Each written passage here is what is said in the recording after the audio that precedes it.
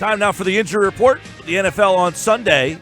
We've got a bunch of things to look into, but a couple of NBA injuries take center stage. The Sixers play tonight, and they've got a couple of guys on the injury list. So we will dive into some NBA injuries right now with our injury report with Dr. Kevin McHale right now on the Sports Bash Live on 97.3 ESPN.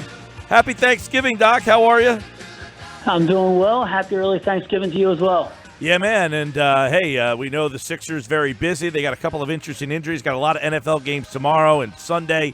But a couple of injuries we really one that we want to follow up on that's very, a lot of people in this area really want to know a lot about. And then a new one that has something we haven't really talked a whole heck of a lot about. But it seems like the weekend warriors and the everyday listener probably has suffered from what Justin Anderson is going through. 3 weeks is the diagnosis for shin splints in his left leg. And I know there's a lot of people out there that hear that and wonder what the heck that is and what kind of pain that causes.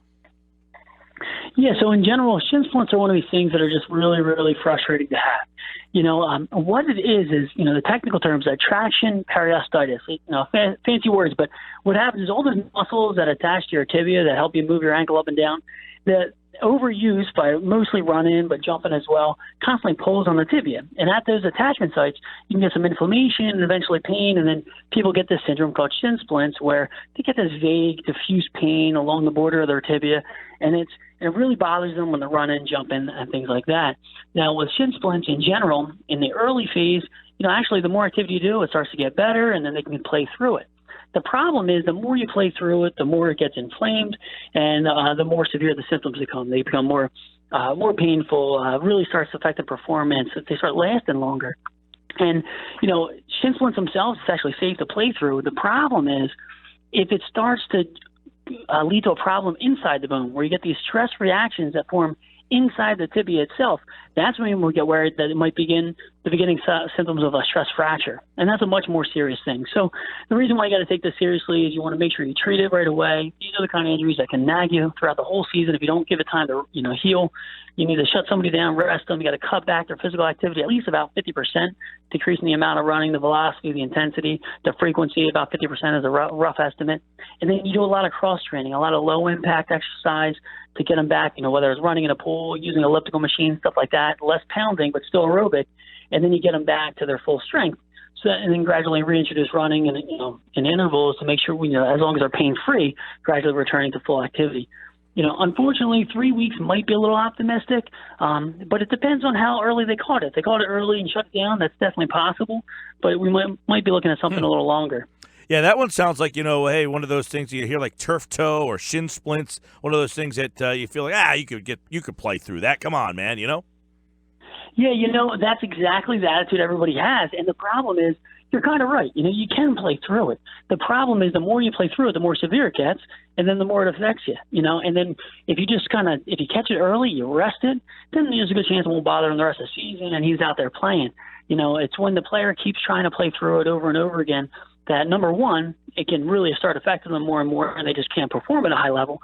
But what will be much more concerning is if he develops a stress reaction or stress fracture. I don't know if you remember that Louisville College game where that open fracture of the tibia, the guy came down from the three, Kevin Ware. These stress fractures, if they go undiagnosed and untreated, can lead to really serious consequences. So, something as silly as a shin splint, if you take it seriously, you just rest it, you treat it, and then you get them back to playing, and hopefully it shouldn't bother them the rest of the season. Now, that's one of those things, too, that it seems like that people who get them seem like they get them frequently. Like they go, they come back, they go. People like that with hamstrings and groins, it seems like this is similar to that. If you get shin splints because you're a runner, that they can come back a lot. Yeah, that's absolutely true. And there's some risk factors that are specifically for people that get them. And there's some types of alignment in your foot and the way you run can put you at risk factors or at risk for shin splints. And the other thing is the way people train. So, in the NBA it's different. They're all training pretty much the same. But, when you're talking about your weekend warrior, people that just say, all right, I'm going to go train for this run. I'm going to start running. They have a real quick and an uptick in the number of miles they're running or the number of days they're running.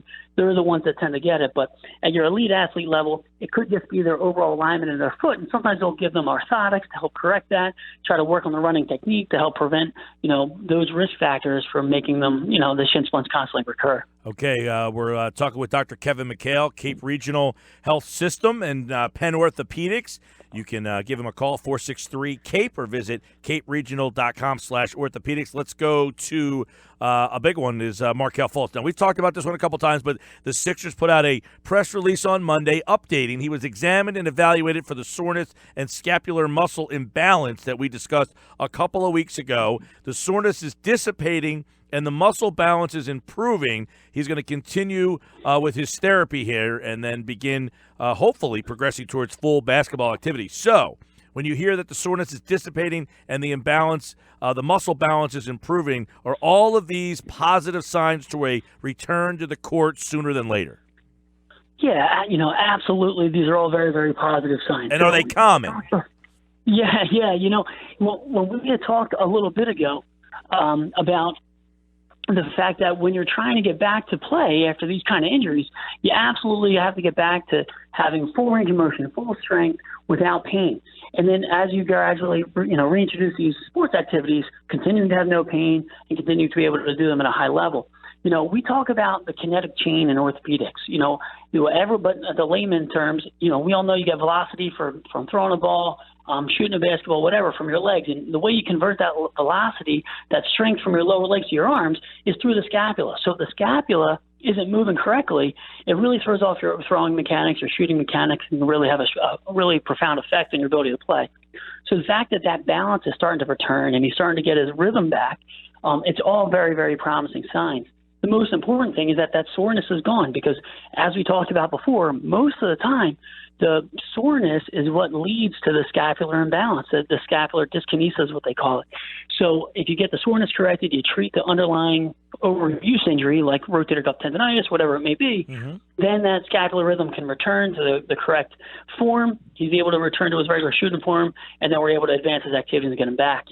The big test is going to be to see how he responds to the return to some basketball activities. We want to be able to see him shooting and not having pain with a good form and not altering his form to protect his shoulder.